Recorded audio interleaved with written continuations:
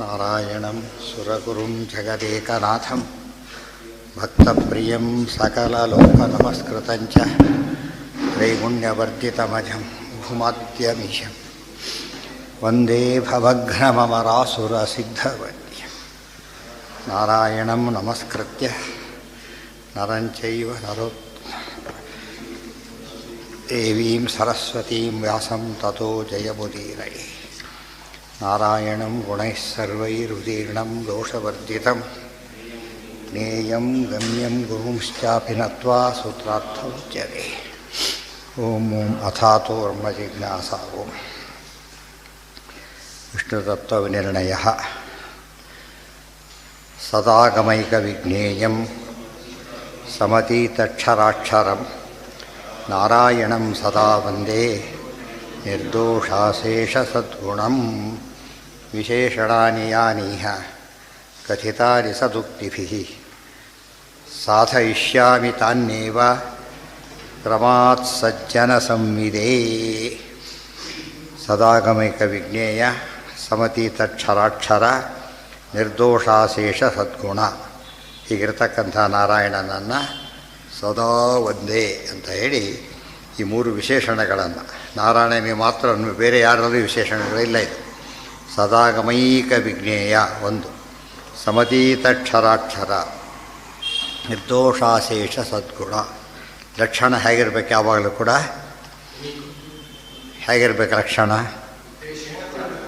ಬೇರೆ ಎಲ್ಲೂ ಇರಬೇಕು, ಅವರಲ್ಲಿ ಮಾತ್ರ ಇರಬೇಕು. ಬೇರೆಲ್ಲ ರಕ್ಷಣೆ ಆಗೋದಿಲ್ಲ. ಶಾಸ್ನಾದಿಮಾನ್ ಗೌಹು ಅಂತ ಹೇಳಿದರೆ ಹಾಗೋ ಹಾಗೆ ಇದೆಲ್ಲ ಕೂಡ ಯಾರಲ್ಲೂ ಇಲ್ಲ. ಸದಾಗಮದ ಏಕದೇಶ ವಿಜ್ಞೇಯತ್ವ ಇದೆ, ವಿಜ್ಞೇಯತ್ವ. ಆದರೆ ಸಕಲ ಸದಾಗಮ ವಿಜ್ಞೇಯತ್ವ ಒಂದು, ಮತ್ತು ಮುಖ್ಯಾರ್ಥತ್ವೇನ ವಿಜ್ಞೇಯ ಇನ್ನೊಂದು. ಅದೇ ರೀತಿಯಲ್ಲಿ ಸಮತೀತ ಕ್ಷರಾಕ್ಷರತ್ವ, ಮುಖ್ಯವಾಗಿ ನಿರ್ದೋಷ ಅಶೇಷ ಸದ್ಗುಣ, ಅನಂತಾನಂತ ಕಲ್ಯಾಣ ಗುಣಗಣ ಪೂರ್ಣತ್ವ ಮತ್ತು ಸಕಲ ದೋಷ ದೂರತ್ವ, ಇವಿಷ್ಟು ನಾರಾಯಣ ಲಕ್ಷಣಗಳು. ಆಗ ದೇವರು ಅಂದರೆ ಏನು ಅಂದರೆ ಹೀಗೆ ಹೇಳಬೇಕು. ಋಗಾದ್ಯಾಭಾರತಂಚೈವ ಪಂಚರಾತ್ರಮಥಾಖಿಲಂ ಮೂಢರಾಮಾಯಣಂಚೈವ ಪುರಾಣಂಚೈತದಾತ್ಮಕಂ ಯೇ ಚಾನುಯಾಯಿನಸ್ತ್ವೇಷಾಂ ಸರ್ವೇ ತೇ ಚ ಸದಾಗಮಾಃ. ಇದು ಯಾವ ಅನುಯಾಯಿಗಳೋ ಅವಿಷ್ಟು ಕೂಡ ಸದಾಗಮಗಳೇ. ದುರಾಗಮಾಃ ತದನ್ಯೇ ತೇನ ತೈಃ ನಜ್ಞೇಯಃ ಜನಾರ್ದನ. ಉಳಿದವುಗಳೆಲ್ಲ ದುರಾಗಮಗಳು, ಅದರಿಂದ ದೇವರನ್ನು ತಿಳಿಲಿಕ್ಕೆ ಸಾಧ್ಯ ಇಲ್ಲ. ಅಷ್ಟೇ, ಎಲ್ಲ ತಪ್ಪಾಗಿ ತಿಳಿತಾರೆ. ಎರಡೆರಡು ತಿಳಿಯೋಕ್ಕಾಗೋದೇ ಇಲ್ಲ. ಅಕಸ್ಮಾತ್ ಹೇಳಿದರೆ ತಪ್ಪಾಗಿ ಹೇಳ್ತಾರೆ. ಜ್ಞೇಯ ಏತೈಃ ಸದಾ ಯುಕ್ತೈಃ ಶಕ್ತಿ ಭಕ್ತಿಮದ್ಭಿಃ ಸುನಿಷ್ಠಿತೈಃ ನ ಚ ಕೇವಲ ತರ್ಕೇಣ ನಾಕ್ಷಜೇನ ನ ಕೇನಚಿತ್ ಕೇವಲಾಗಮ ವಿಜ್ಞೇಯೋ ಭಕ್ತೈರೇವ ನ ಚಾನ್ಯಥಾ ಇತಿ ಬ್ರಹ್ಮಾಂಡೇ. ಜ್ಞೇಯಃ ಏತೈಃ ಸದಾ ಯುಕ್ತೈಃ ಭಕ್ತಿಮದ್ಭಿಃ ಸುನಿಷ್ಠಿತೈಃ ನ ಚ ಕೇವಲ ತರ್ಕೇಣ ನ ಅಕ್ಷಜೇನ ನ ಕೇನಚಿತ್. ಕೇವಲ ತರ್ಕದಿಂದಾಗಲಿ, ಬರೀ ತರ್ಕದಿಂದ ಬರುತ್ತೆ ಆಗಮ ಅನುಗ್ರಹೀತವಾಗಿದ್ದಾಗ. ಅದಕ್ಕೆ ಕೇವಲ ತರ್ಕ ಅಂದ್ರೇನು? ಆಗಮ ಅನನುಗ್ರಹೀತವಾದ ತರ್ಕದಿಂದ ಸಾಧ್ಯ ಇಲ್ಲ. ಅದೇ ರೀತಿ ನಾ ಅಕ್ಷಜೇನ ಚ, ಕೇವಲ ಪ್ರತ್ಯಕ್ಷದಿಂದ ಸಾಧ್ಯ ಇಲ್ಲ, ಆಗಮದ ಅನುಗ್ರಹ ಇರಬೇಕು ಅದಕ್ಕೆ. ನ ಕೇನಚಿತ್ ಕೇವಲಾಗಮ ವಿಜ್ಞೇಯೋ ಭಕ್ತೈರೇವ ನ ಚಾನ್ಯಥಾ ಇತಿ. ಮತ್ತು ಮೂಲತಃ ಭಕ್ತರಾಗಿರಬೇಕು ಅವರು. ಕಣ್ಣಿಗೆ ಆ ಲೆನ್ಸು ಈ ಲೆನ್ಸು, ಕಣ್ಣು ಕಾಣಬೇಕು ಫಸ್ಟ್ ಅವನಿಗೆ. ಕಾಣೋದಾದರೆ ಯಾವ ಲೆನ್ಸು ಅಂತ ಪ್ರಶ್ನೆ. ಆದ್ದರಿಂದ ಕಣ್ಣು ಕಾಣುತ್ತೆ, ಬ್ಯಾಕ್ಟೀರಿಯಾ ಕಾಣೋದಿಲ್ಲ. ಯಾಕೆ? ಸೂಕ್ಷ್ಮ ಅದು. ಆದರೆ ಕಣ್ಣೇ ಕಾಣೋದಿಲ್ಲ ಅಂದರೆ ಅವರಿಗೆಲ್ಲ ಸ್ವರೂಪದಲ್ಲಿ ಅಯೋಗ್ಯರಿಗೆ ಏನಿಲ್ಲ, ನೋಡೋ ಶಕ್ತಿಯೇ ಇಲ್ಲ. ಅದ್ರಂಗೇನೆ ಇಷ್ಟು ಗ್ರಂಥ ಓದಿದ್ರು ಏನೇ ಮಾಡಿದ್ರು ಕೂಡ ಅವರಿಗೆ ತಿಳಿಯಲಿಕ್ಕೆ ಸಾಧ್ಯ ಇಲ್ಲ. ನಾವೇದವಿನ್ಮನುತೆ ತಂ ಬೃಹಂತಂ ಸರ್ವಾನುಭೂಮ್ ಆತ್ಮಾನಂ ಸಾಂಪರಾಯೇ ಇತಿ ತೈತ್ತಿರೀಯ ಶ್ರುತಿ. ತೈತ್ತಿರೀಯ ಶ್ರುತಿ ಹೇಳ್ತಾ ಇದೆ, ನ ಅವೇದವಿತ್ ಮನುತೆ, ನ ಅವೇದವಿತ್ ಮನುತೆ ಏನಂ ತಂ ಬೃಹಂತಂ ಸರ್ವಾನುಭೂಮ್ ಆತ್ಮಾನಂ ಸಾಂಪರಾಯೇ. ಅವೇದವಿತ್ ನೋಡಿ, ಆಗಮವನ್ನು ಯಾರು ತಿಳಿಯೋದಿಲ್ಲ, ಅವರಿಗೇನಿಲ್ಲ. ತಂ ಬೃಹಂತಂ, ಭಾರಿ ದೊಡ್ಡವನು, ಗುಣಪೂರ್ಣ ಅಂತಹ ಸರ್ವಾನುಭೂ, ಸರ್ವವನ್ನು ಅನುಭವತಿ ಅಂದ್ರೇನು? ಸಾಕ್ಷಾತ್ತಾಗಿ ಎಲ್ಲವನ್ನೂ ನೋಡ್ತಾನೆ ಅಂಥ ಪರಮಾತ್ಮನನ್ನು ತಿಳಿಲಿಕ್ಕೆ ಸಾಂಪರಾಯ ಅಂದರೆ ಮೋಕ್ಷ. ಸಾಂಪರಾಯ ಮೋಕ್ಷ ಪ್ರಾಪ್ತಿಗೋಸ್ಕರವಾಗಿ ಯಾರನ್ನು ತಿಳಿಬೇಕೋ ಅವರನ್ನು ತಿಳಿಲಿಕ್ಕೆ ಸಾಧ್ಯನೇ ಇಲ್ಲ. ಯಾರಿಗೆ? ಅವೇದವಿತ್, ವೇದವನ್ನು ತಿಳಿಯದವನು ಅವನಿಗೆ ವೇದ ದೇವ, ಈ ಕಡೆಯಿಂದ ಹೋದರೆ ದೇವ, ಈ ಕಡೆಯಿಂದ ವೇದ.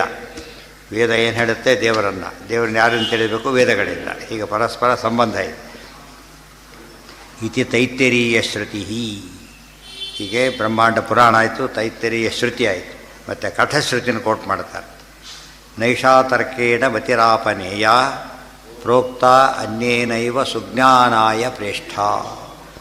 ನಾ ಏಷಾ ಅಂದರೆ ಬ್ರಹ್ಮ ವಿಷಯಾಮತಿ, ದೇವರನ್ನು ತಿಳಿಸ್ಕೊಡ್ತಕ್ಕಂಥ ಜ್ಞಾನ ಬರಬೇಕಾದ್ರೆ ತರ್ಕೇಣ ನ ಆನೇಯ ನ ಅಪನೇಯ.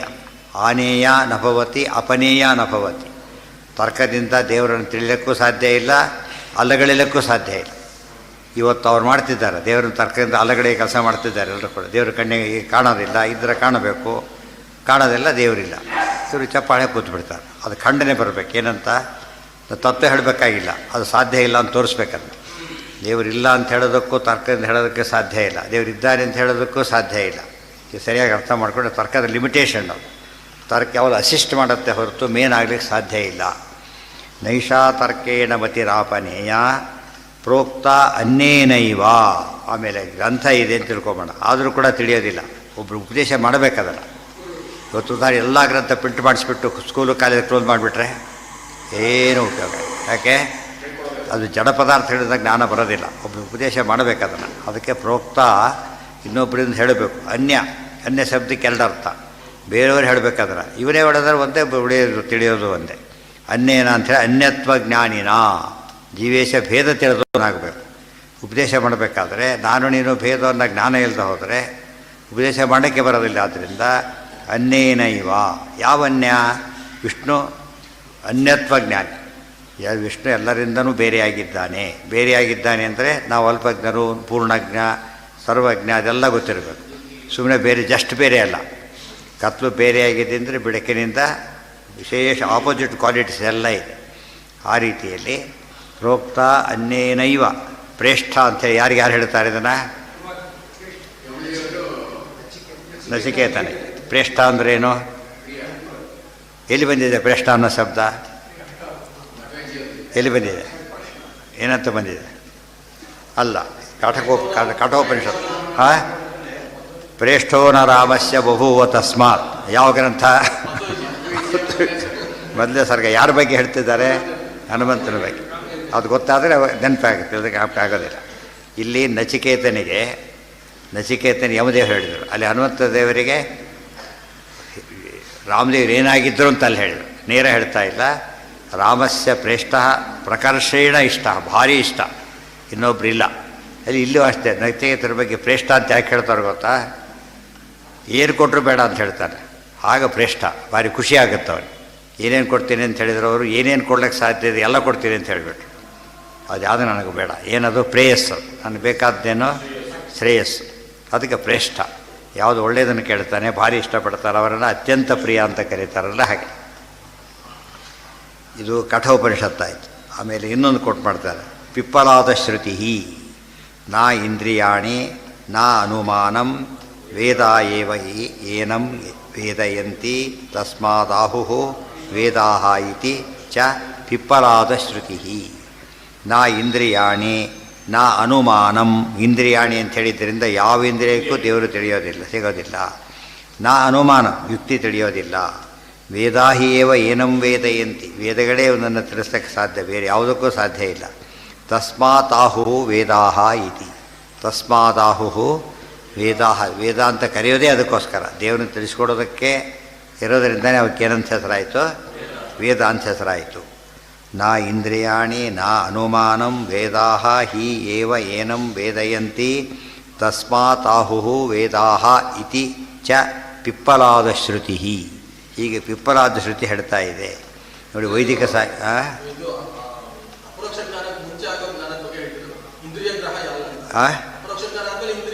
ಈ ಇಂದ್ರಿಯ ಆಗಲಿಲ್ಲಲ್ಲ, ದಿವ್ಯ ದೃಷ್ಟಿ ಕೊಡಬೇಕಲ್ಲ, ಮತ್ತೆ ಇಲ್ಲದವ್ರು ಸಿಗೋದಿಲ್ಲ. ಅದು ದೇವರ ಅನುಗ್ರಹ ಮಾಡಲೇಬೇಕು. ಆದ್ದರಿಂದ ಇಲ್ಲಿ ಎರಡೀಗ ವೇದಗಳಿಂದ ತಿಳಿತಾನೆ ದೇವರು, ಆದರೆ ಜ್ಞಾನದಿಂದ ತಿಳಿತಾನೆ, ಅವೆಲ್ಲ ಸರಿಯೇ. ಬಟ್ ಅನುಗ್ರಹ ಮಾಡಿದರೆ ಇಲ್ಲದವ್ರು ಯಾವುದರಿಂದನೂ ತಿಳಿಯೋದಿಲ್ಲ.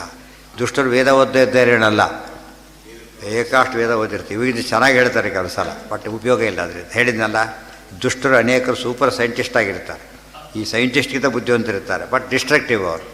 ಆದ್ದರಿಂದ ತಿಳುವಳಿಕೆ ಇಲ್ಲದೆ ಹೋದರೆ ದೊಡ್ಡ ದೊಡ್ಡ ತಪ್ಪು ಮಾಡೋಕ್ಕೂ ಬರೋದಿಲ್ಲ, ಸರಿ ಮಾಡೋಕ್ಕೆ ಬರೋದಿಲ್ಲಲ್ಲ. ದೊಡ್ಡ ದೊಡ್ಡ ತಪ್ಪು ಮಾಡೋಕ್ಕೂ ಏನಿರಬೇಕು?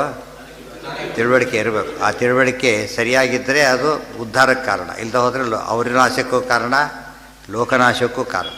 ಅದಕ್ಕೇನು ಭಾರಿ ಬುದ್ಧಿವಂತ ಅಂತ ಹೇಳೋದಕ್ಕೆ ಹೋಗಬಾರ್ದು. ಬುದ್ಧಿವಂತ ಯಾವಾಗ ಹೇಗೆ ಉಪಯೋಗಿಸ್ತಾನೆ, ಭಾರಿ ಶ್ರೀಮಂತನೂ ಹಾಗೇನೆ. ಭಾರಿ ಶ್ರೀಮಂತ ಮಿಸ್ಯೂಸ್ ಮಾಡ್ತಾನೆ, ಅದೇ ಟೈಪ್. ಯಾವಾಗ ಸಾಮಾನ್ಯವಾಗಿ ನಮಗೆ ಅರ್ಥ ಆಗುತ್ತೆ, ಸಾಮಾನ್ಯವಾಗಿ ಭಾರಿ ಶ್ರೀಮಂತ ಎಕ್ಸೆಪ್ಷನ್ ಇಲ್ಲದೆ ಹೋದರೆ ದುಶ್ಚಟಕ್ಕೆಲ್ಲ ಗುರಿ ಆಗ್ತದೆ, ಮಿಸ್ಯೂಸೇ ಮಾಡ್ತಾನೆ. ಅದು ಇವತ್ತು ಕಣ್ಣಾರೆ ಕಾಣ್ತಿದ್ದೇವೆ. ಅದು ಸಾರ್ಥಕ ಮಾಡ್ಕೊಳ್ಳೋ ಸಂಖ್ಯೆ ಭಾರಿ ಕಡಿಮೆ. ಅದು ಏನು ಟಾಪ್ ಲೆವೆಲ್, ಸಾವಿರಾರು ಕೋಟಿ ಇದ್ದವರು ಧರ್ಮದಲ್ಲಿರೋದು ಭಾರಿ ಕಡಿಮೆ.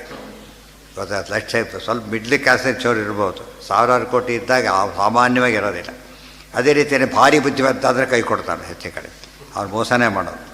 ಭಾರಿ ಬುದ್ಧಿವಂತ ಫುಲ್ಲಿ ಕಂಟ್ರೋಲ್ ಇರಬೇಕು ಅವನಿಗೆ. ಭಾರಿ ಫಾಸ್ಟ್ ಹೋಗೋ ವೆಹಿಕಲ್ಲಿಗೆ ಬ್ರೇಕ್ ಚೆನ್ನಾಗಿರಬೇಕು, ಬ್ರೇಕ್ ನೋಡಿಕೊಂಡು ಜೋರ ಓಡಿಸ್ತಾನೆ. ಬ್ರೇಕ್ ಇಲ್ಲ ಅಂದ್ರೆ ಮೇಲೆ ಹೋಗ್ತಾನೆ, ಯಾಕೆಂದರೆ ಬ್ರೇಕ್ ಇಲ್ಲ ಸರಿ ಮೆಲ್ಲಗೆ ಹೋಗ್ತಿರ್ತಾನೆ, ಪರಿಸ್ಥಿತಿ ಆಗುತ್ತೆ. ಸೊ ಬ್ರೇಕ್ ಇಲ್ಲದೆ ಹೋದರೆ ಫಾಸ್ಟೆಸ್ಟ್ ವೆಹಿಕಲ್ ವರ್ಸ್ಟ್ ವೆಹಿಕಲ್. ಆದರೆ ಬ್ರೇಕ್ ಇದ್ದರೆ ಮಾತ್ರ ಅದು ವಂಡರ್ಫುಲ್. ಸೊ ಜ್ಞಾನಿಗಳು ಭಾರಿ ಬುದ್ಧಿವಂತರು, ಇವರು ಭಾರಿ ಬುದ್ಧಿವಂತರು. ಆದರೆ ಜ್ಞಾನಿಗಳು ಭಾರಿ ಬುದ್ಧಿವಂತರು ಸಾಮಾನ್ಯ ಕೈ ಸಿಗೋದಿಲ್ಲ ಅವರು, ಯಾಕೆಂದರೆ ಅವ್ರಿಗೆ ಒಳ್ಳೆ ಮೋಸ ಗೀಸ ಬೇಕಿಲ್ಲ ಅವರಿಗೆ, ಅದು ಸಿಗೋದಿಲ್ಲ. ಅವಾಗ ಕಷ್ಟಪಟ್ಟು ಹುಡ್ಕೊಂಡು ಹೋಗ್ಬೇಕಷ್ಟೇ. ಹುಡ್ಕೊಂಡು ಹೋದರೂ ಅವ್ರು ಸಾಮಾನ್ಯ ಅವಾಯ್ಡ್ ಮಾಡಲಿಕ್ಕೆ ಟ್ರೈ ಮಾಡ್ತಾರೆ ಫಸ್ಟ್ ಅವರು. ಯಾಕೆಂದರೆ ನೀವು ಮಿಸ್ಯೂಸ್ ಮಾಡ್ತಾವ್ರೆ, ಏನು ಮಾಡ್ತಾವ್ರೆ. ಜ್ಞಾನ ಅತ್ಯಂತ ಪವಿತ್ರ, ಕಂಡವ್ರ ಕೈಲಿ ಕೊಡಬಾರ್ದಾದ್ದರಿಂದ ಜನರಲ್ಲಿ ಏನು ಮಾಡ್ತಾನೆ ಅದನ್ನು ಟೆಸ್ಟ್ ಮಾಡ್ತಾನೆ, ಭಾರಿ ಸೀರಿಯಸ್ ಟೆಸ್ಟ್. ಇದರಲ್ಲಿ ಬರುತ್ತೆ, ಬೃಹಸ್ಪತ್ಯಾಚಾರ್ಯರು ತಮ್ಮ ಸಂವರ್ತಕರು ಅಂತಿರ್ತಾರೆ, ಸಂವರ್ತ, ಅವರ ನೇತೃತ್ವದಲ್ಲಿ ಯಾಗ ಮಾಡಬೇಕು ಅಂತ ಹೊರಟಾಗ ಅವ್ರು ಸಿಗೋದಕ್ಕೆ ಹೋದು ಏನು ಮಾಡಿದ್ರು ನಾಟ್ ರೀಚಬಲ್. ಗೊತ್ತಾಯ್ತಾ? ಹೇಳಿದ್ರೆ ನಾನಲ್ಲ, ಕಂಡರು ಕೂಡ ನಾನಲ್ಲ, ಅದು ಆ ಥರ ಅಷ್ಟರ ಮಟ್ಟಿಗೆ ಅವಾಯ್ಡ್ ಮಾಡ್ತಿದ್ರು. ಕೊನೆಗೆ ಏನು ಮಾಡಿದರು, ಯಾವುದೋ ಒಂದು ಕಾರಣ ಹೇಳಿದರು, ಹೋದರು. ಇವ್ರು ಹೋಗಿ ನೋಡಿದ್ರೆ ಬಾಯ್ದು ಊದ್ಬಿಡ್ತಾರೆ ಅವ್ರ ಮೇಲೆ, ಗೊತ್ತಾಯ್ತಾ? ಊದ್ಬಿಡ್ತಾರೆ, ಗೊತ್ತಾಯ್ತಾ? ಇವ್ನು ಬಿಡೋದಿಲ್ಲ.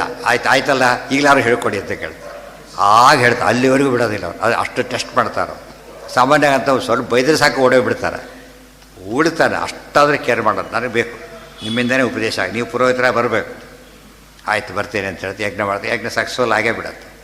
ಅದು ಯಾತಕ್ಕೆ ಹೇಳಿದೆ ಅಂದರೆ ಧನವಂತನಾಗಿರ್ತಾನೆ, ಆದರೆ ನಮಗೆಲ್ಲ ಅಕೌಂಟ್, ಸರ್ಕಾರಕ್ಕೆ ಅಕೌಂಟ್ ಕೊಡೋಲ್ಲ ಫಸ್ಟ್, ಅದು ಸರಿಯಾಗಿ ಅಕೌಂಟ್ ಕೊಡೋದಿಲ್ಲ. ಯಾಕೆ ಕೊಟ್ಟರೆ ಏನಾಗುತ್ತೆ, ಅಲ್ಲಿ ಟ್ಯಾಕ್ಸಬಲ್ಲು, ಇಲ್ಲಿ ಜನ ಕೇಳ್ತಾರೆ, ಅದೇನು ಮಾಡ್ತಾರೆ, ಆದರೆ ಏನಿಲ್ಲ ಅಂಬಾಗಿರ್ತಾರೆ. ಜ್ಞಾನಿಗಳು ಹಾಗೆ. ಆದರೆ ಸಾಮಾನ್ಯವಾಗಿ ಜ್ಞಾನ ಒಳ್ಳೆಯವನು ಸಿಕ್ಕರೆ ಮಿಸ್ಯೂಸ್ ಮಾಡೋದಿಲ್ಲ, ಸಾರ್ಥಕ ಮಾಡ್ತಾನೆ. ಕೆಟ್ಟವನಿಗೆ ಸಿಕ್ಕರೆ ಮಿಸ್ಯೂಸ್ ಮಾಡೇ ಮಾಡ್ತಾನೆ. ಆದ್ದರಿಂದ ಜ್ಞಾನ ಸುವರ್ಣ, ಅದು ಜ್ಞಾನ ಆದರೆ ಸುವರ್ಣ ತಾನೆ. ಅದನ್ನು ಅಯೋಗ್ಯರ ಕೈಲಿ ಕೊಡದಂತೆ ನೋಡ್ಕೋಬೇಕು, ಯೋಗ್ಯರ ಕೈಲಿ ಮಾತ್ರ ಕೊಡಾಗ ನೋಡ್ಕೋಬೇಕು. ಅದಕ್ಕಾಗಿ ಇಷ್ಟೆಲ್ಲ ಹೇಳಿದರು.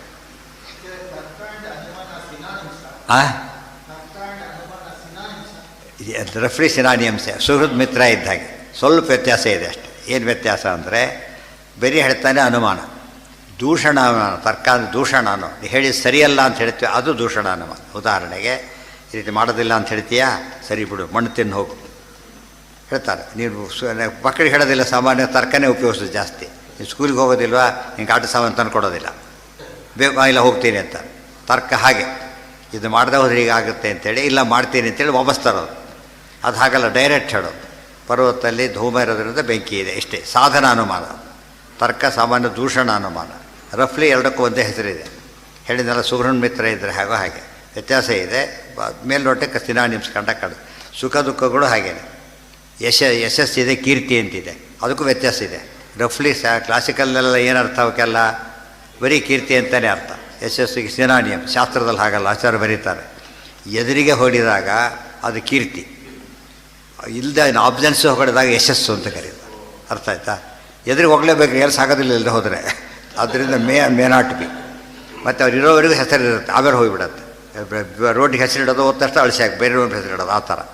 ಕೆಲವ್ರದ್ದು ಹಾಗಲ್ಲ, ಚೇಂಜ್ ಮಾಡಲಿಕ್ಕೆ ಬರೋದಿಲ್ಲ. ಯಾಕೆ?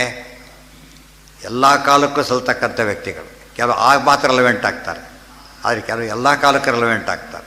ಆ ದೃಷ್ಟಿಯಿಂದ ಏನಾಗುತ್ತದ, ಅವರು ಗ್ರೇಟ್. ಅದಕ್ಕೆ ಕೀರ್ತಿ ಪ್ರತ್ಯಕ್ಷ ಸ್ತುತಿ, ಯಶ ಅಂಬುದು ಪರೋಕ್ಷ ಸ್ತುತಿ. ಈ ಸೂಕ್ಷ್ಮ ವಿಚಾರ ಯಾರು ಆಚಾರ್ಯ ಒಬ್ಬರೇ ಹೇಳಿರೋದನ್ನೆಲ್ಲ ಕೂಡ. ಆಚಾರ್ಯ ಹೇಳಿರೋದು ಯಾವುದೋ ನಾವೇ ತಿಳ್ಕೊಂಡಿಲ್ಲ, ಇನ್ನೊಬ್ರಿಗೆ ಹೇಳೋದಿಲ್ಲ. ಆದ್ದರಿಂದ ಅವ್ರ ಬಗ್ಗೆ ತುಂಬ ಜನ ಗೊತ್ತಿಲ್ಲ. ಏನೋ ಸಣ್ಣ ಪುಟ್ಟ ವಿಷಯ ಹೇಳೋದ್ರ ಬಗ್ಗೆ ದೊಡ್ಡ ಹೆಸರಾಗಿಬಿಡ್ತದೆ ಎಷ್ಟೋ ಸಲ. ಏನು ಮಹಿಮೇನೂ ಇರೋದಿಲ್ಲ, ಹೇಳೋದೇ ಇಲ್ಲ. ಅದು ಆಚಾರ ಅಷ್ಟು ಮಹಿಮೆ ಮಧ್ವವಿಜಯ ಗೊತ್ತಿಲ್ಲ, ಸರಿಯಾಗಿ ಓದೋದಿಲ್ಲ, ಸರ್ವಮೂಲ ಗೊತ್ತಿಲ್ಲ, ಓದೋದಿಲ್ಲ. ಹೀಗಾಗಿ ಜನಕ್ಕೆ ರೀಚೆ ಆಗಿದೆ. ಪ್ರತಿಯೊಂದರೂ ಭಾರಿ ಸೂಕ್ಷ್ಮ ವಿಚಾರ ಹೇಳ್ತಾರೆ. ತಪ್ಪನ್ನು ಬಾಯಿ ಮಾದ ದೂಷಣ ಬಂತಲ್ಲ, ಹಾಗೆ ನೀನು ಸರಿ ಹೇಳಿದ ತಪ್ಪು, ನೀನು ಏನು ಹೇಳಿದ್ದೀಯಲ್ಲ ಸರಿಯಲ್ಲಪ್ಪ, ಯಾಕೆಂದರೆ ಕಾರಣ ಕೊಡ್ತಾರಲ್ಲ, ಅದು ದೂಷಣ ಅನುಮಾನ. ತರ್ಕ ಅದು ತರ್ಕನೇ, ಮೇನ್ ತರ್ಕ ಅದೇನೆ, ಮೇನ್ ತರ್ಕ ದೂಷಣ ಅನುಮಾನನೇ. ಸಾಧನ ಅನುಮಾನ ಅಂಬೋದು ಇದು ಪ್ರಮಾಣದಲ್ಲಿ ಬರೀತಾರೆ. ತರ್ಕ ಅಂದರೆ ದೂಷಣ ಅನುಮಾನ ಅಂತ ಅರ್ಥ. ಎರಡೂ ಅನುಮಾನನೇ. ಅದು ಸಾಧನ ಮಾಡೋಕ್ಕೆ ಹೊರಟಾಗ ಅನುಮಾನ ಅಂತಾರೆ, ಇಲ್ಲದ್ರೆ ದೂಷಣ ಅನುಮಾನ. ದೂಷಣ ಅನುಮಾನ ಅನುಮಾನ ಆಯ್ತಲ್ಲ, ಸಾಧನ ಅನುಮಾನ ದೂಷಣ ಅನುಮಾನ ಅಷ್ಟೇ. ಸಾಧಕ ದೂಷಕ ಇಷ್ಟು ಹೇಳಿದರು. ನಾ ಇಂದ್ರಿಯಾಣಿ ನಾನು. ಈಗ ತುಂಬ ಜನ ಏನು ಪ್ರಶ್ನೆ ಕೇಳಿದರು, ದೇವರು ಕಣ್ಣಿಗೆ ಕಾಣೋದಿಲ್ಲ. ಇಲ್ಲ, ಕಣ್ಣಿಗೆ ಕಾಣೋ ಪದಾರ್ಥ ಅಲ್ಲ ದೇವರು, ಗೊತ್ತಾಯ್ತಾ? ಇವತ್ತು ಬ್ಯಾಕ್ಟೀರಿಯಾ ಕಣ್ಣಿಗೆ ಕಾಣೋದು ಇಲ್ಲ ಅಂತ ಹೇಳ್ತೀವಿ. ಆಗಿದ್ದರೆ ಯಾಕೆ? ಬೇರೆ ಮೆಥಡ್ ಇದೆ ನೋಡೋದಕ್ಕೆ. ದೇವ್ರ ಬೇರೆ ಮೆಥಡ್ ಇದೆ. ದೃಶ್ಯತೆ ಸೂಕ್ಷ್ಮಯ ದೃಶ್ಯ ಅದು ಹೇಳ್ತಾರೆ. ದೃಶ್ಯತೆ ತ್ವಗ್ರೆಯ ಬುದ್ಧಿಯ ಸೂಕ್ಷ್ಮಯ ಸೂಕ್ಷ್ಮದರ್ಶಿಭಿ. ಕಾಣ್ತಾನೆ ದೇವರು. ಅದು ಅರ್ಥ ಮಾಡಿಕೊಡೋದೇನೆ ಇವರು ಮಾತಾಡ್ತಾರೆ. ಇವರು ಏನೋ ಉತ್ತರ ಕೊಡೋಕೆ ಹೋಗ್ತಾರೆ, ಉತ್ತರ ಕೊಡೋಕ್ಕಾಗೋದಿಲ್ಲ. ಡೈರೆಕ್ಟ್ ಉತ್ತರ ಕೊಡಬೇಕು. ಇದೆಲ್ಲ ಹೇಳ್ಕೊಡ್ತಾರೆ. ತತ್ವನಿರ್ಣಯ ಸರಿಯಾಗಿ ಓದಿಬಿಟ್ರೆ ಎಲ್ಲಿಂದ ಶುರು ಮಾಡ್ತಾರೆ ಆಚಾರ್ಯರು?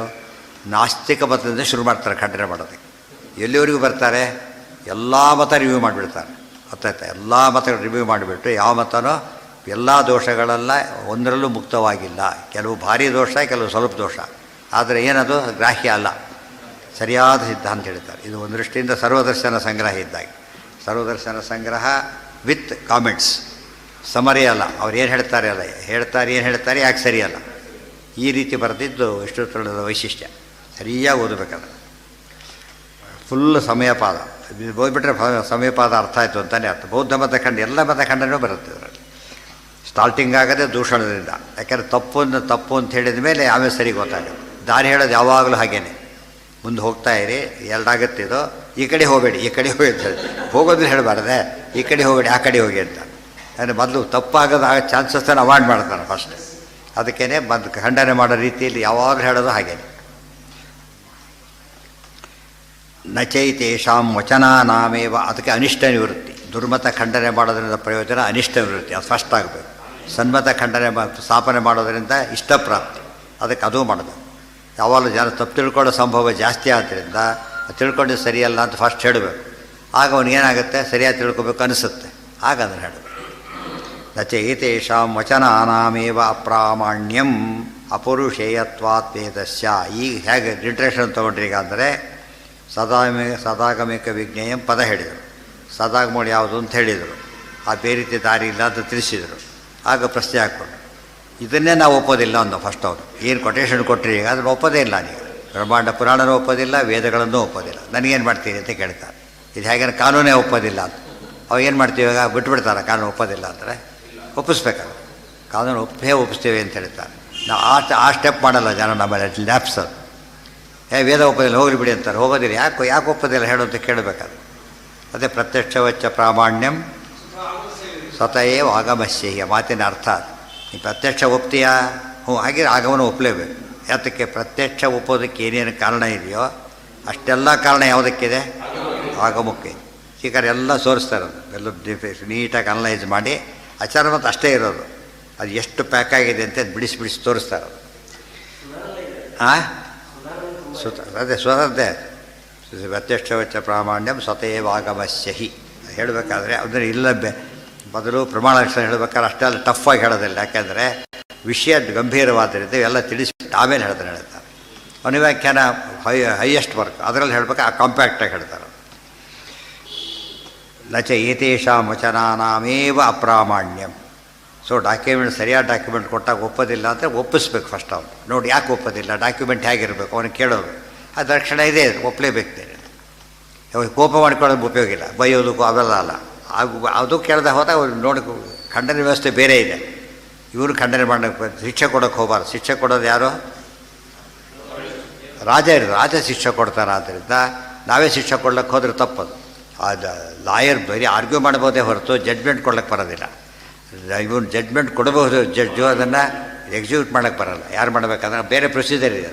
ಇವರು ಹೇಗೆ ಮಾಡಿಬಿಟ್ರೆ ಜಡ್ಜ್ ಹೇಗೆ ಮಾಡಿಬಿಟ್ರೆ ಇವನು ಮಾಡ್ರೆ ಆಗೋಗ್ಬಿಡ್ತು. ಅದು ಎಷ್ಟು ವ್ಯವಸ್ಥೆಗೆ ಎಷ್ಟು ಭದ್ರತೆ ಇದೆ. ಆದಷ್ಟು ಲೌಕಿಕ ಎಷ್ಟೋ ಕಾನೂನು ಸರಿ ಇರೋದಕ್ಕೆ ಕಾರಣ ಅಂದರೆ ಅದು ಆಗಮ ಬೇಸ್ಡ್. ಅವೆಲ್ಲ ಹಿಂದೆ ಯಾವಾಗಲೂ ಮಾಡಬೇಕಾದ್ರೆ ಎಲ್ಲ ರೂಲ್ಸ್ ನೋಡಿ ಸರಿಯಾಗಿ ನೋಡಿ ತಾನೇ ಸೇರಿಸೋದು.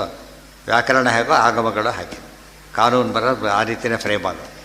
ಶಾಸ್ತ್ರ ಓದೋರು ಮಾಡಿದ್ರಿಂದ ಸರಿಯಾಗಿ ಬಂತು. ಆಮೇಲೆ ಶಾಸ್ತ್ರ ಬಯ್ಯೋ ಅಭ್ಯಾಸ ಇವ್ರು ಮಾಡಿಕೊಂಡ್ರು. ನಾವೇ ಸ್ವಂತ ಮಾಡಿದ್ದೀವಿ ಅಂತ ಹೇಳೋದಕ್ಕೆ ಹೇಳಿದ್ದಾರೆ. ಕಾಪಿ ಮಾಡಿ ನಮ್ಮದೇ ಅಂತ ಹೇಳ್ಕೊಂಡ್ರೆ ಹಾಗೆ ನಚ ಏತೇಷಾಂ ವಚನಾನಾಮೇವ ಅಪ್ರಾಮಾಣ್ಯ, ವಚನಗಳೇ ಅಪ್ರಾಮಾಣ್ಯನೇ ಹೇಳ್ತೀನಿ ಮತ್ತೇನಂದ್ರೆ ಹಾಗೆ ಹೇಳಲೇಬಾರದು ಅಂತೇಳಿ.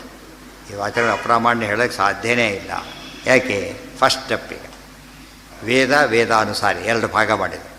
ವೇದಗಳನ್ನು ಯಾತಕ್ಕೆ ನೀನು ಒಪ್ಪೋದಿಲ್ಲ ಅಂತ ಹೇಳೋಕ್ಕೆ ಸಾಧ್ಯ ಇಲ್ಲ ಅಂದರೆ ಅಪೌರುಷೇಯತ್ವ ವೇದಸ್ಯ, ಅದು ಯಾರೂ ಬರೆದಿದ್ದಲ್ಲ. ಅಂದಮೇಲೆ ಏನಿಲ್ಲ ಅದರೊಳಗೆ ದೋಷ ಇರೋ ಚಾನ್ಸೇ ಇಲ್ಲ. ಹೇಳಿಲ್ಲ ಮಳೆ ನೀರು ಬಿತ್ತು ಮೈ ಮೇಲೆ, ಮಡಿಯಲ್ಲಿ ಬರ್ತಿದ್ದ ಸ್ನಾನ ಮಾಡ್ಕೊಂಡು ಪಾಪ, ಮಳೆ ಜೋರ ಬಂತು ಬಿದ್ದುಬಿಡು, ಬೈಲಿಗೆ ಅಂತ ಕರೆಯೋದಿಲ್ಲ ಅದನ್ನು, ಗೊತ್ತಾಯ್ತಾ? ಮಳೆ ನೀರು ಅಷ್ಟೇ, ಯಾರೂ ಮುಟ್ಟೇ ಇಲ್ಲ ಅದನ್ನು. ಇನ್ನೊಬ್ಬರು ಸಿಡಿಸ್ತಾ ಆಯ್ತು ಅಲ್ಲಿ ಹೋಗಿ. ಆಮೇಲೆ ಇನ್ನೊಬ್ಬರು ಬಂತೈತೆ, ಇನ್ನೊಬ್ಬರು ಯಾರೋ ತೊಗೊಂಡು ನೀರು ಹಾಕಿದೆ ಅವನ ಮೇಲೆ. ಆಗ ಡೌಟ್ ಬಂತೀವಿ, ಅವ್ನು ಬಡಿಲವನು ಹಾಕಿದ್ನೋ ಮೈಲಿಗೆ ಅವನು ಹಾಕಿದ್ನೋ ಅಂತೇಳಿ.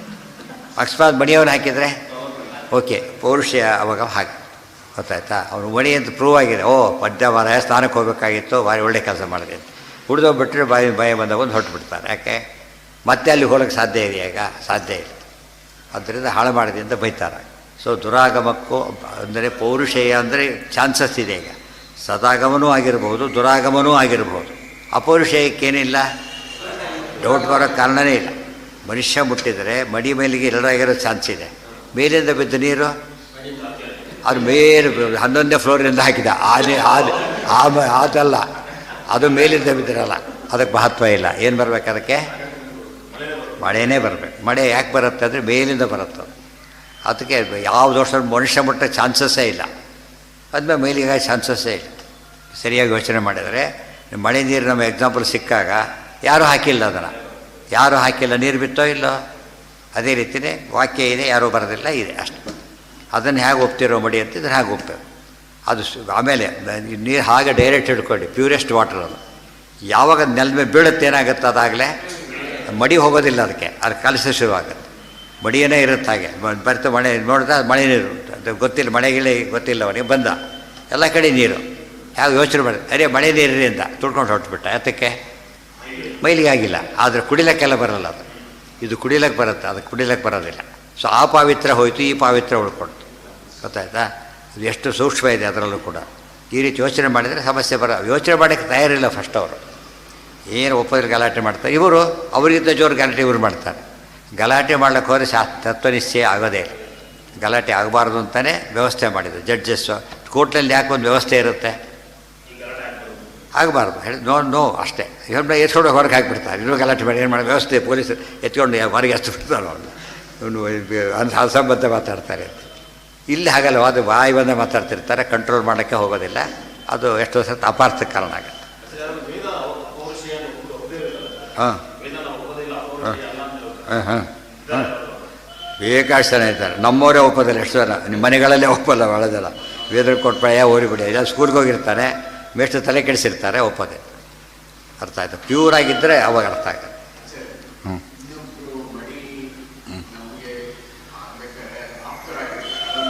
ಏನಾಗಬೇಕು? ಹ್ಞೂ ಹ್ಞೂ ಹೌದು ಹೌದು. ಯಾವಾಗದು ಹೇಳಬೇಕಾದ್ರೆ ಯಾವನು ಉದಾಹರಣೆಗೆ ಅವನು ಹೇಳೋನು ಮಡಿ ಕಾನ್ಸೆಪ್ಟೇ ಇಲ್ಲ ಅವನಿಗೆ. ಬಟ್ ಎಲ್ಲಿ ಸಾಮಾನ್ಯವಾಗಿ ಮಡಿ ಅಂತ ಕೇಳಬೇಕು, ಯಾರನ್ನೂ ಕೇಳೋದಿಲ್ಲ. ಯಾರನ್ನ ಕೇಳ್ತಾರೆ? ಎರಡೂ ಅವನಿಗೆ ಮಡಿ ಜ್ಞಾನ ಇರಬೇಕು. ಆಮೇಲೆ ಸರಿಯಾಗಿ ಹೇಳಬೇಕು ಅವನಿಗೆ. ಮತ್ತೆ ಉದ್ದೇಶಪೂರ್ವಕ ಅವರು ಮೈಲಿಗೆ ಆಗಿತ್ತು ಮೈಲಿಗೆ ಸುಳ್ಳು ಹೇಳ್ಬಿಡೋದು, ಎಲ್ಲ ಪೂಜೆ ಆದಮೇಲೆ ಏನು ತಮಾಷೆ ಮಾಡೋದು, ಪಾಪ ಅದು ಹಾಗೆ ಮಾಡೋದು. ಜನರಲಿ ಆ ದೇಶಕ್ಕೆ ಅಂಥ ಕೇಸಸ್ ಭಾರಿ ರೇರ್. ಬೇಕಾದ್ರೆ ನಮ್ಮಲ್ಲಿ ಸಿಗ್ತದೆ, ಬೇರೆ ಕಡೆ ಸಿಗೋದಿಲ್ಲ ಅಂಥವರೆಲ್ಲ ಭಾಳ ಗೌರವದಿಂದ ನೋಡ್ತಾರೆ. ಈ ಹೇಳ್ದ ಕೊಟ್ಟಿರೋದೆ ಅದನ್ನೇ, ಈಗ ಗೊತ್ತಾಯ್ತಿಲ್ಲ. ಹೇಳ್ದ ಕೊಟ್ಟಿರೋದೆ ಅಂಗಡಿ ಕೊಟ್ಟಿರೋದು ತೊಗೊಂಬ ಅಂತ ಕಳಿಸ್ತಾರೆ. ತಂದೆ ಅಂತ ಕೇಳಿದ್ರೆ ಹೋಗಿ ತರಬೇಕಲ್ಲ, ಹೋಗಿ ಆವಾಗ ಕೇಳ್ಬೇಕು ತಂದೆಯೋ ಇಲ್ಲ ಅಂತ. ಶುರುವಾಗಿರೋದೇ ಅದಕ್ಕೋಸ್ಕರ. ಫಸ್ಟ್ ಪೋರ್ಷನ್ ಪೂರ್ತಿ ವೇದಾಪೇಕ್ಷವಾರ್ತಾನೆ. ಅಲ್ಲಿಂದ ಅಲ್ಲಿಗೆ ಏನಾಗುತ್ತೆ, ಚಾರ್ವಾಕ ಮತ ಹೋಗಿಬಿಡುತ್ತೆ. ವೇದ ಒಪ್ಪದೇ ಇರೋ ಮತ ಆದರೆ ಇವತ್ತೆಲ್ಲ ಚಾರ್ವಾಕರೇ ಜಾಸ್ತಿ ಇರೋದು, ಗೊತ್ತಾಯ್ತಾ? ತುಂಬ ಜನ ಚಾರ್ವಾಕ, ನಾಸ್ತಿಕರು ಅಂದರೆ ಚಾರ್ವಾಕರು ಅಂದರು ಒಂದೇ. ನಚ ಆಗ ನಚ ಏತೇಷಾಂ ವಚನಾನಾಮೇವ ಪ್ರಾಮಾಣ್ಯ. ಫಸ್ಟ್ ಸ್ಟೆಪ್ ಅದು. ಹೇಗಿದೆಲ್ಲ ತಿಳ್ಕೊಂಡ್ರೆ ಆಚಾರ್ಯ ಹೇಗೆ ಬರೀತಿದ್ದಾರೆ ಅಂದರೆ ಒಂದು ಸ್ಟೆಪ್ ಅದು. ಫಸ್ಟ್ ಆನ್ಸರ್ ಏನು ಕೊಡಬೇಕೀಗ ಅಂತ ಪ್ರಶ್ನೆ. ಈಗ ವೇದಗಳ ಅಪೌರುಷ ಆದ್ದರಿಂದ ಒಪ್ಪಬೇಕು ಅಂತ ಹೇಳಿದ್ರು. ಆಯಿತು, ವೇದ ಒಪ್ಪೋಣ. ಬ್ರಹ್ಮಾಂಡ ಪುರಾಣ ಯಾಕೆ ಒಪ್ಪಬೇಕು ಅಂತ ಕೇಳಿದರೆ ಇತಿಹಾಸ ಪುರಾಣ ಪಂಚಮೋ ವೇದಾನಾಂ ವೇದ ಇತಿ ತದ್ಗೃಹೀತತ್ವಾಚ್ಛ. ಇತಿಹಾಸ ಪುರಾಣಗಳು 5ನೇ ವೇದ ಆಗಿರೋದ್ರಿಂದ ಅದನ್ನು ಒಪ್ಪಬೇಕು ಅಂತ ಹೇಳಿದರು. ಬ್ರಹ್ಮಾಂಡ ಪುರಾಣ ಯಾವುದ್ರಲ್ಲಿ ಬರುತ್ತೆ? ಇತಿಹಾಸ ಪುರಾಣದಲ್ಲಿ ಬರುತ್ತೆ. ಮಹಾಭಾರತಾದಿಗಳೆಲ್ಲ ಇತಿಹಾಸದಲ್ಲಿ ಬರುತ್ತೆ. ಅದೇ 2 ವ್ಯಾಲಿಡ್ ಅಂತ ಒಪ್ಕೊಂಡು ಮೇಲೆ ಮುಗಿದೋಯ್ತು. ಈಗ government school college valid, affiliate ಆದರೆ ಅದು ವ್ಯಾಲಿಡ್. ಅಫಿಲಿಯೇಟ್ ಆಗಿರೋ ಗೌರ್ಮೆಂಟಿಗಿಂತ ಇನ್ನು ಮುಂದೆ ಚೆನ್ನಾಗಿ ಹೋಗ್ಬಿಡ್ತಾರೆ. ಇದು ಸೀಟ್ ಸಿಕ್ಕರೂ ಅಲ್ಲಿ ಸಿಗೋದಿಲ್ಲ, ಆ ಥರ ಇರುತ್ತೆ. ಆದರೆ ಅಫಿಲಿಯೇಷನ್ ಬೇಕು ನಮಗೆ, ಅದು ಪದ ಅರ್ಥ ಆಗುತ್ತೆ. ಈಗ ಐದರ್ ಗೌರ್ಮೆಂಟ್ ಇನ್ಸ್ಟಿಟ್ಯೂಷನ್ ಅಫಿಲಿಯೇಟೆಡ್ ಅಷ್ಟೇ, ಅಪ್ರೂವ್ಡ್ ಅಷ್ಟೇ. ಆ ರೀತಿ ವೇದಗಳು ಅಪ್ರೂವ್ ಮಾಡಿದ್ದನ್ನು ಒಪ್ಪಬೇಕು. ಪುರಾಣನ ಅಪ್ರೂವ್ ಮಾಡಿರೋದ್ರಿಂದ ಪುರಾಣಗಳು ಪ್ರಮಾಣ. ಸೊ ಬ್ರಹ್ಮಾಂಡ ಪುರಾಣ ಕೊಟ್ಟಿದ್ವಿ, ಸರಿಯಾಗಿದೆ. ಹಿಂದೆ ಪ್ರಶ್ನೆ ಹೊರಡೋಯ್ತು. ಈಗ ಒಂದು ದಿವಸ ಸ್ಟಾಪ್ ಆದವನೀಗ, ಒಂದು ಸ್ಟಾಪ್ ಆಯ್ತು. ಈಗ ಮತ್ತೊಂದು ಪ್ರಶ್ನೆ ತೆಗಿತಾನೆ. ಕೆಲವರು ಎಂಥವ್ರು ಅಂದರೆ ಅಷ್ಟೇ ಸ್ಟಾಪ್ ಆಗಿಬಿಟ್ರೆ ಮುಗಿತವ್ರು, ವಾದಕತೆ ಮುಗಿತಲ್ಲಿಗೆ.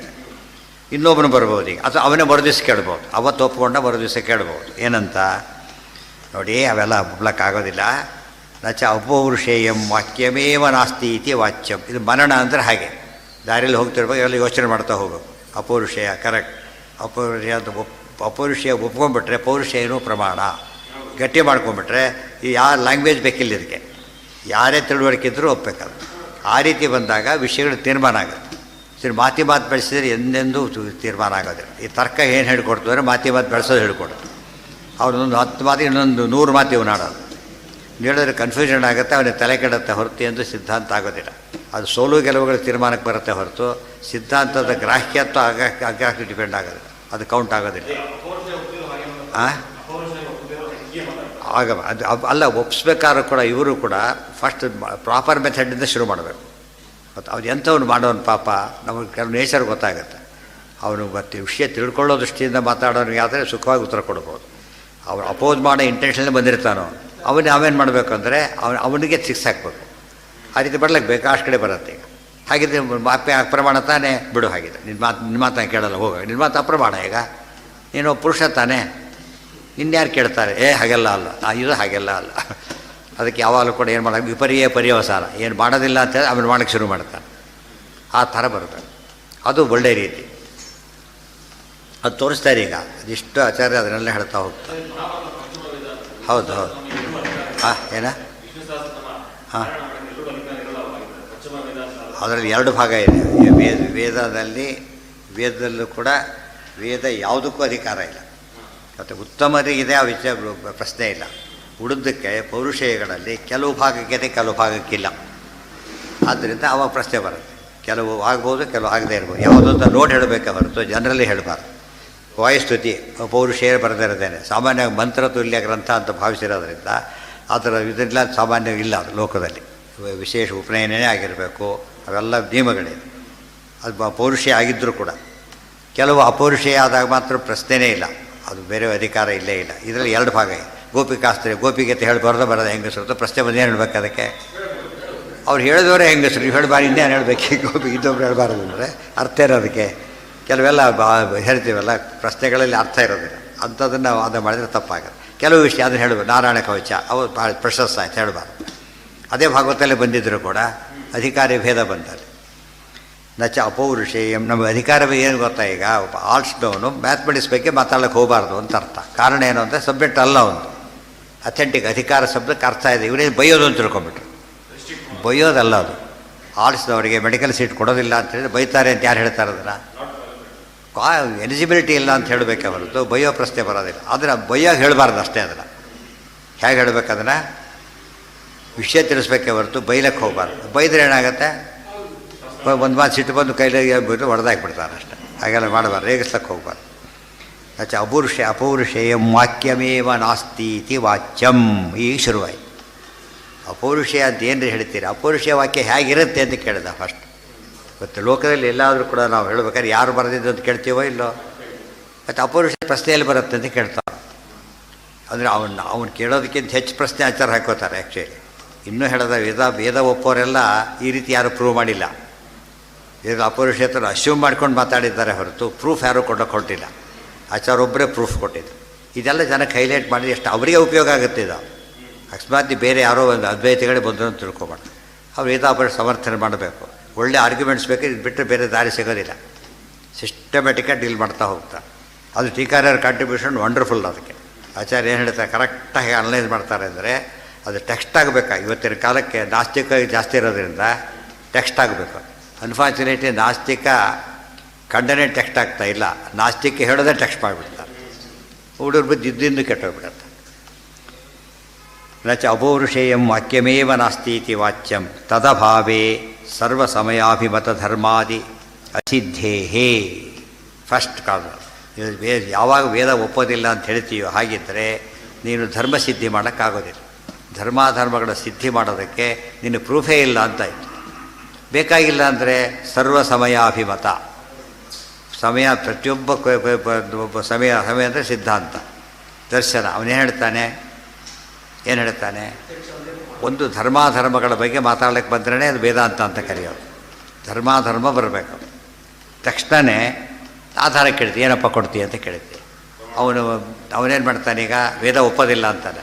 ಏನು ಆಧಾರ ಕೊಡ್ತೀವಿ, ಈಗ ಏನೋ ಕೊಡ್ತಾನೆ, ಅದನ್ನು ನಾವು ಒಪ್ಪೋದಿಲ್ಲ. ಯಾಕೆ ಒಪ್ಪೋದಿಲ್ಲ? ನೀವೆಲ್ಲ ಒಂದು ಮಾತಾಡ್ಕೊಂಡಿದ್ದೀರಿ, ಕೊಡ್ತೀರಿ. ನಿಮ್ಗೆ ಜ್ಞಾನ ಇರೋದೇ ಎಷ್ಟು, ನೀವೇನು ಮಹಾಭಾರತಿರ್ತೀರಿ. ನಾನು ವೇದನೂ ಒಪ್ಪೋದಿಲ್ಲ ಅಂತ. ನಿನ್ನ ಮಾತಿನಂತೆ ವೇದ ಇಲ್ಲ. ಅವನೇನು ಹೇಳ್ತಾ ಹೋಗ್ತಾನೆ ಅದರ ಅವನು ಯಾವ ದೋಷ ಹೇಳ್ತಾನೆ, ನಮ್ಮಲ್ಲಿಲ್ಲ ಅದು.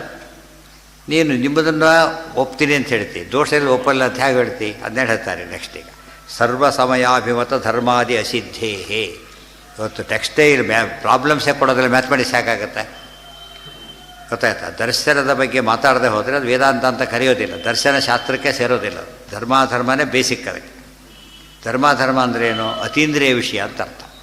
ಅತೀಂದ್ರಿಯ ವಿಷಯದ ಬಗ್ಗೆ ಮಾತಾಡ್ಲಿಕ್ಕೆ ಹೊರಟಾಗಲೇ ಏನಂತ ಕರೀತಾರೆ? ಅದನ್ನು ದರ್ಶನ ಅಂತ ಕರೆಯೋದು. ಅರ್ಥ ಆಯ್ತಾ? ಹಾಗಿದ್ದರೆ ಅತೀಂದ್ರಿಯ ವಿಷಯ ಮಾತಾಡ್ತೀನಿ, ದರ್ಶನ ಒಪ್ಪೋದಿಲ್ಲ ಅಂದರೆ ಹೋಯ್ತಲ್ಲಿ. ದರ್ಶನಕ್ಕೆ ಬೇಸಿಸ್ ಯಾವಾಗಲೂ ಏನಿರಬೇಕು? ಪ್ರತ್ಯಕ್ಷ ಅನುಮಾನ ರೂಲ್ಡ್ ಔಟ್, ಆಗಮನೇ ಇರೋದು. ಆಗಮ ಏನಾಗಬೇಕು? ಮತ್ತೆ ಪೌರುಷ ಏನೋ ಅಪೌರುಷ ಏನೋ ಪ್ರಶ್ನೆ ಬಂತು, ಅಪೌರುಷನೇ ಆಗಬೇಕು ಮತ್ತೆ, ಅಷ್ಟೇ.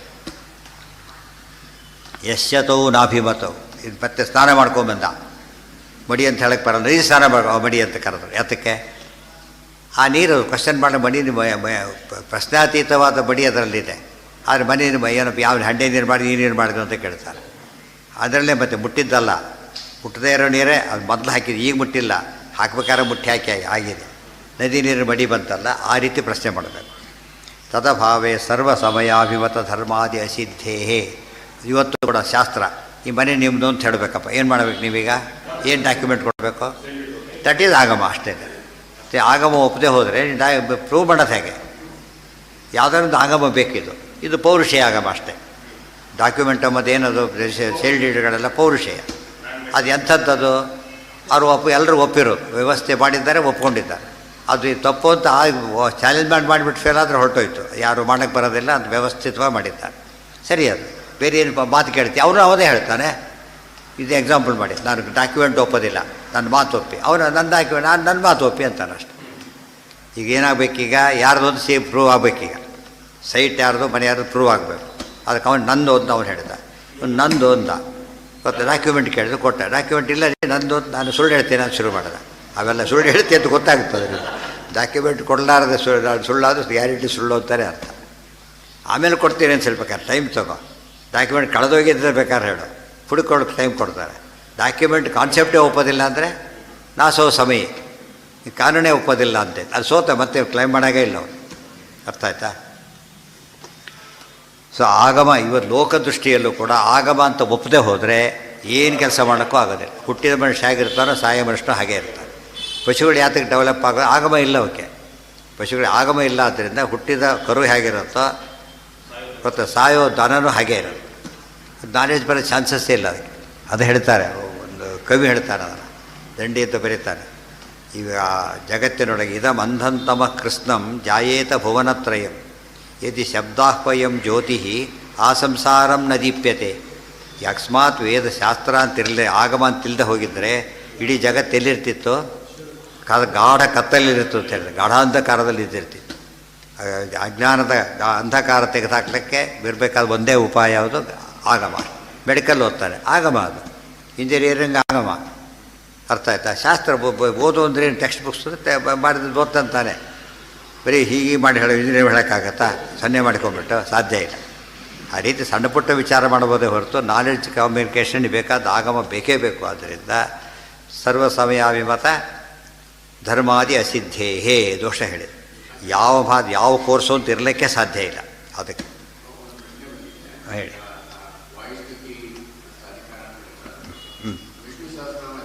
ಅದು ಹೇಳಿದ್ದಲ್ಲ, ಅದರಲ್ಲಿ ಎರಡು ಗುಂಪಿದೆ, ಆಗ್ಬೋದು ಆಗೋದಿಲ್ಲ ಅಂತ ಅಷ್ಟು ಹೇಳ್ಬೋದು. ಈಗ ಹೆಚ್ಚು ವಿಷಯ ಬೇಡ, ಎರಡು ವಾದ ಗುಂಪುಗಳಿದೆ. ತದಭಾವೇ ಸರ್ವ ಸಮಯಾಭಿಮತ ಧರ್ಮಾದಿ ಅಸಿದ್ಧೇಹೇ ಯಶ್ಚತೌ ನಾಭಿಮತೌ ನಾಸೌ ಸಮಯೀ. ನಾನು ಒಪ್ಪೋದಿಲ್ಲ ಈ ವಾದ ಅಂತ, ಧರ್ಮನೇ ಒಪ್ಪೋದಿಲ್ಲ ಅಂತ ಆಗಂದ. ಧರ್ಮ ಒಪ್ಪದೆ ಹೋದರೆ ಸಮಯ ಹೇಗಾಗುತ್ತೆ ಅಂತ ಕೇಳಿದರು. ಧರ್ಮ ಒಪ್ತಿ ಪ್ರೂವ್ ಮಾಡೋಕ್ಕೆ ಆಗಮ ಇಲ್ಲ ಅಂತೀಯ, ಹೇಗೆ ಸಾಧ್ಯ ಅಂದರು. ಧರ್ಮ ಒಪ್ಪೋದಿಲ್ಲ ಅಂತ, ಒಪ್ಪೋದೇ ಇಲ್ಲ, ಧರ್ಮ ಕಾನ್ಸೆಪ್ಟೇ ಒಪ್ಪೋದಿಲ್ಲ ಅಂತ. ಅದಕ್ಕೆ ಹೇಳ್ತಾರೆ ನಾಸೌ ಸಮಯಿ. ಅವನೇನಲ್ಲ, ಅವನು ವಾದಿನೇ ಅಲ್ಲ ಅವನು. ಯಾಕೆ ಡಾಕ್ಯುಮೆಂಟೇ ಒಪ್ಪೋದಿಲ್ಲ ಅಂತ ಹೇಳಿದರೆ ಅವನಿಗೆ ಅರ್ಥನೇ ಇಲ್ಲ.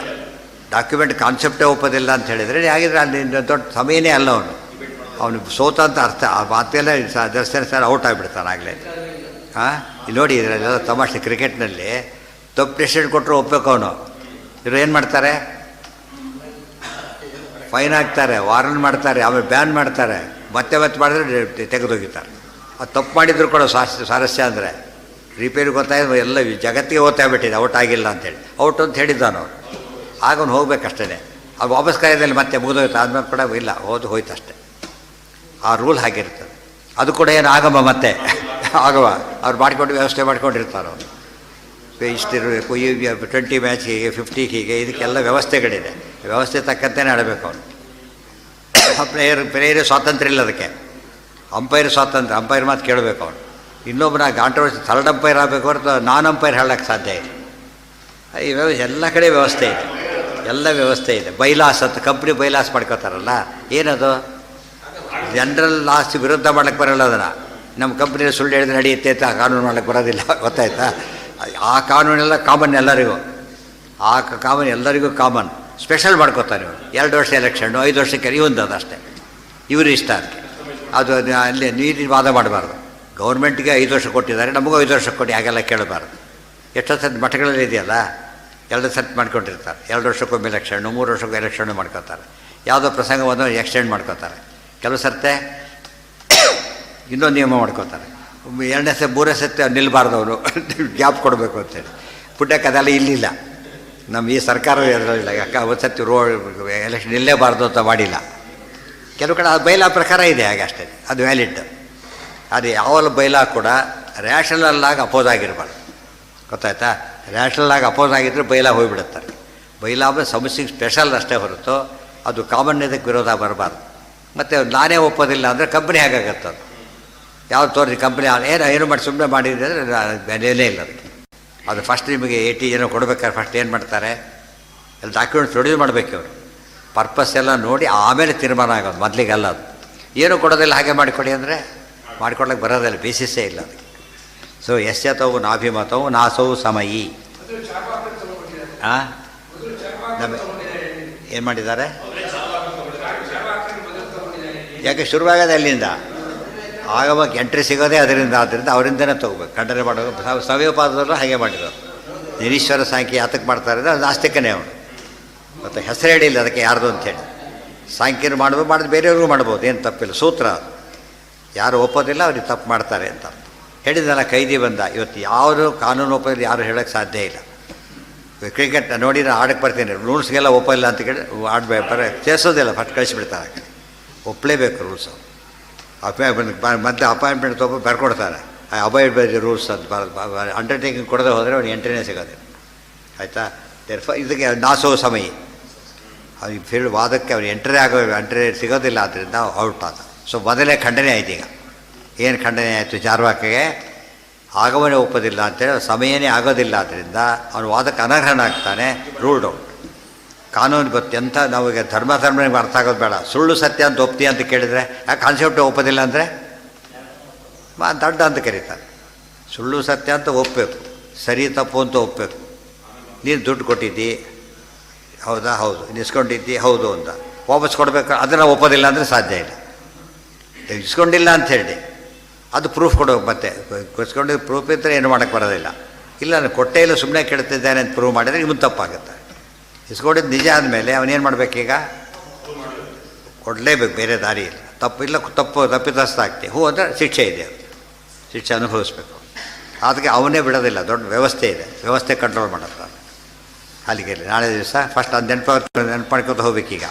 ನಮ್ಮ ಪ್ರಶ್ನೆ ನಾವೇ ಪ್ರಶ್ನೆ ಹಾಕೋಬೇಕು, ಅವರಿವ್ರು ಹಾಕ್ತಾರೆ ಅಲ್ಲ.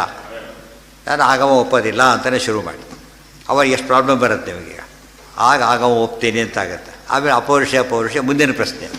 ಆಗಮನೇ ಒಪ್ಪೋದಿಲ್ಲ ಅಂತ ಹೇಳಿದಾಗ ನೀವು ಏನೇನೋ ಕೋಟ್ ಮಾಡಿ ಉಪಯೋಗ ಇಲ್ಲ. ಅದಕ್ಕೆ ಆಚಾರ್ಯ ಇನ್ನು ಕೋಟ್ ಮಾಡಿ ಸೋಲಿಸ್ಬಾರ್ದು. ಅವನ್ನ ಏನು ಮಾಡಿ ಸೋಲಿಸ್ಬೇಕು?